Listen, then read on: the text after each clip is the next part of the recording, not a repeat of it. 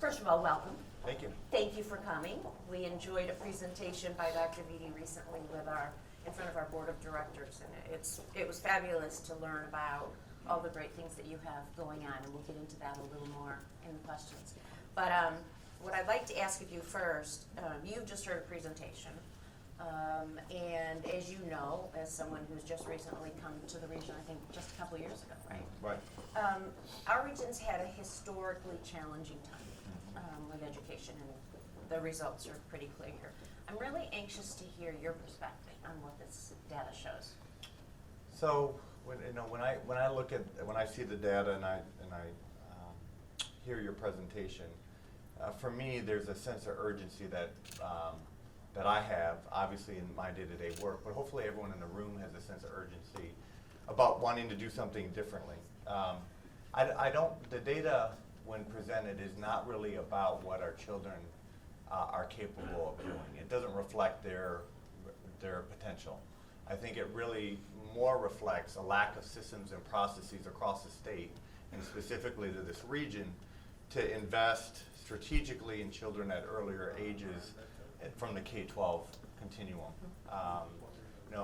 The launch of Michigan's work has been very focused on thinking differently about funding and how to move to a weighted student formula so that those children that need more receive more.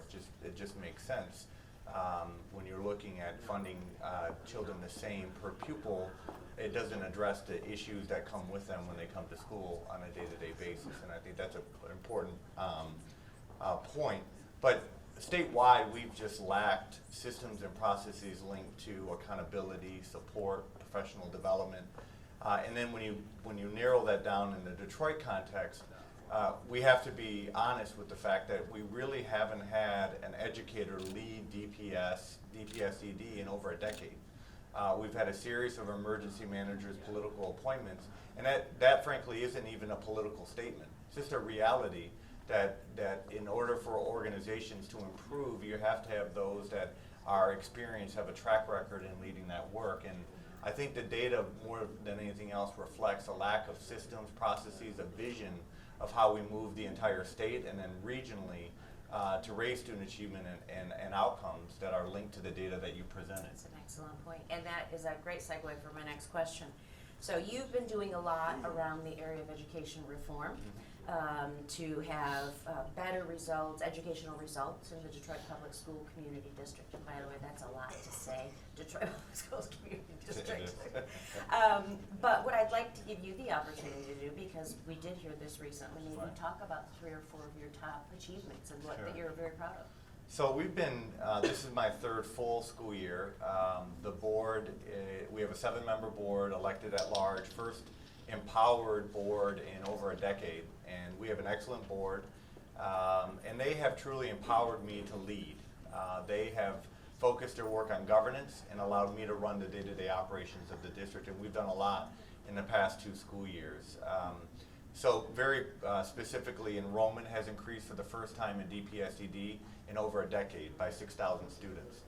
So more students in Detroit are picking DPS-ED over charters or neighborhood school or neighborhood districts for the first time in a long time. Secondly, and probably most importantly, is student achievement has increased. So defined by MSTEP, state assessment scores, and national assessment linked to National Assessment for Educational Progress, NAEP. From 3rd grade to 7th grade in literacy and math, which are the grades tested at the state level, our rate of improvement for at and above grade level performance outpaced the entire state of Michigan's this last year. And that was really with only 1 year of implementing a curriculum that was at grade level standards. We've been doing this work and visiting schools and doing a curriculum audit. Our students were being exposed to curriculum that was not even at grade level standards. So when we look at this data, we know immediately that students weren't exposed to grade level standards based on the Common Core standards. So if students starting in kindergarten are being taught at a level below kindergartner, and then that just continues to put students farther and farther along, we shouldn't be shocked when we don't see high graduation rates or college attainment rates when students aren't exposed to grade level expertise. So only 1 year of implementing that curriculum, we had an improvement in that grade level performance in literacy and math. Every grade level improved, Every subgroup improved as far as African American students, Hispanic Latino students, students with disabilities, English language learners. 80% of schools showed improvement. And then on the National Assessment for Educational Progress, NAEP, it tests 4th grade and 8th grade in literacy and math, and 4th grade in math, we had the highest improvement in grade level performance in the entire country of all urban school districts, with the exception of Denver. And again, that's only 1 year of changing the curriculum based on grade level performance. And we were the only large urban school district to show improvement in both reading and math at the 4th grade level.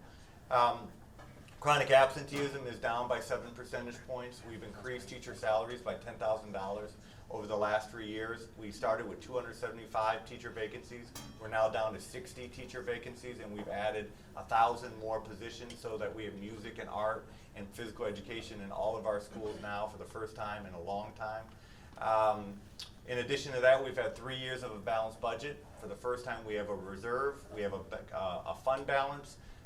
We started 2 years ago with 15 audit exceptions. We now have 0. And so it's all about, as you know, it's about leadership. It's about empowering those around you, but it's also holding people accountable. We've cut $15 to $20 million of contracts and instead moved to more full-time employment. Our evaluation system is very clear on certain metrics, the metrics that I just explained. Enrollment, teacher vacancies or staffing, attendance, and student achievement.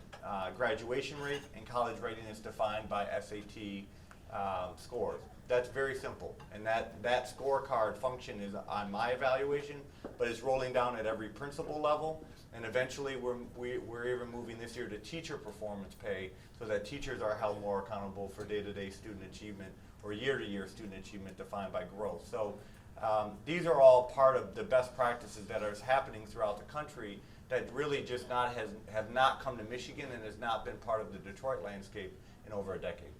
Well, congratulations on that success so far. You're doing a great job. More work to do. So as we look at to barriers in accomplishing a post-secondary education, many times it's non-academic issues that are keeping our students back. Can you give us your thoughts on how, as a region, we can do a better job with that? Well, I think one thing is, and this is defined by today's conversation, but also the intentionality that the regional Detroit Regional Chamber has taken around K-12 education. It has to be said that when CEOs, business leaders get in front of the legislature and say that K-12 matters and K-12 funding matters, legislators pay attention. When superintendents do that, when teacher unions do that, we tend to be, you just want more money. But because you have made this an emphasis, it's changing the conversation, and I think that is an important step. I think the Detroit Promise is a tangible, concrete way to overcome those challenges, mainly linked to socioeconomic background. When our students know that if they obtain a certain GPA and SAT score and they have a college-free tuition opportunity in their region, that is concrete. That's not theoretical. That allows them to know that if work is put in, there's something beyond what they see in a day-to-day basis that they can achieve. And I think that has been an important next step. But some of the work that's happening regarding those students that are benefiting from the Promise and having coaches work with them to problem solve through that high school to college experience, we're starting to see better rates of obtaining credits, staying in college, and staying on pace. So we can't underestimate the socioeconomic factors that are linked to why students are not going to college and staying in college. And those are real issues, some of which I can relate to, some of which you probably can relate to in this room. And if we're not proactively trying to overcome those socioeconomic barriers, then we're going to see the same numbers. I mean, think about what that looks like for you in the business space. If the bottom line isn't moving, then you do things differently. You hire different people. You get rid of people. You downsize. You try to scale what seems to be working. In Michigan, we have been stagnant from a policy perspective, from a systems processes perspective, yet we want results to change. It defies the way we run organizations. And I think what's happening now is a different conversation about the goal, more students going to college, more students finishing college, And then now we have to think about strategies and investments to change that. And I think that's what's happening now. And we just have to accelerate and scale that conversation, actually move to different policy and investments.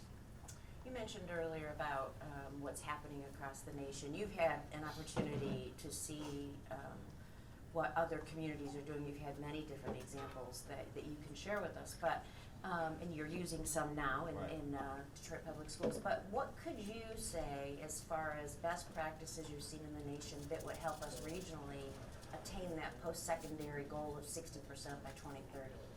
Well, one, I think it starts with what you already presented, is defining where you want to go.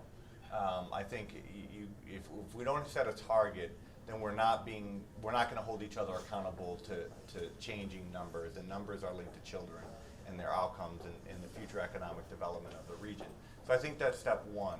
Then it's policy, which are the systems, processes that can drive the reform. What I have seen work is be intentional about where you want to go, change the policies to allow districts and schools to then do that work differently. And I think one starts with a weighted student formula. To educate the average Detroiter takes more funding than the average student in Birmingham. That's just a fact. We have to deal with that. But right now, the way the funding structure works is on an annual basis, a district like Birmingham and Bloomfield Hills generates $190 million more per year as a school district. I'll repeat that number. $190 million more dollars goes in aggregate to fund education in Birmingham and Bloomfield Hills versus Detroit. That is profound. That if I asked you to run an organization with $190 million more or less, your investments would look different for the people that work with children or for investments directly targeting students. So Launch Michigan has a set of recommendations to address that. But beyond that, it's creating at the high school level a stronger springboard to college or the world of work. And what ways that we're doing that in Detroit now, and I think that has to be scaled in the region, is dual enrollment, having more students to take college courses at the high school level. A second strategy that has begun to show results is to expand career technical education. We're doing that here. A lot of business investment in Randolph and Bright Health, and now Go Lightly, where more students are linked to vocational training. So they can have concrete skills after high school to have solid jobs, but also maybe to go to an associate's degree and down the road a four-year degree. Embedding SAT work in the high school curriculum, so that we're not relying on socioeconomic background for students to be exposed to SAT prep and general guidance and support in order to get those higher scores to get scholarships. More college visits, more college exposures, and then lastly, career academies, which we're trying to build in all of our high schools, focused on the 7 focused industrial areas of business, entrepreneurship, service, construction work, entrepreneurship, service industry in general, nursing, medicine.